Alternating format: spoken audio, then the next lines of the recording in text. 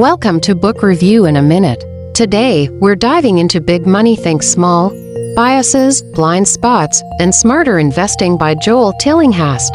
This book offers a refreshing perspective on investing by focusing on the importance of thinking small and avoiding common biases. Joel Tillinghast, a seasoned portfolio manager, shares his insights on how to make smarter investment decisions by avoiding the pitfalls that often trip up even experienced investors. He emphasizes the importance of humility, patience, and a deep understanding of the businesses you're investing in. The book delves into various cognitive biases and blind spots that can cloud judgment and lead to poor investment choices. Tillinghast provides practical advice on how to recognize and mitigate these biases, highlighting the value of thorough research and a long-term perspective.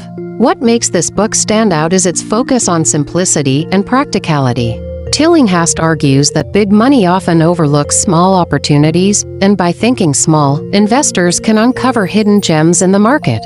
He illustrates these points with real-world examples and case studies, making the concepts easy to grasp and apply. Join us as we explore the key takeaways from Big Money Think Small and learn how to become a smarter investor. Don't forget to like, comment, and subscribe for more book reviews in a minute.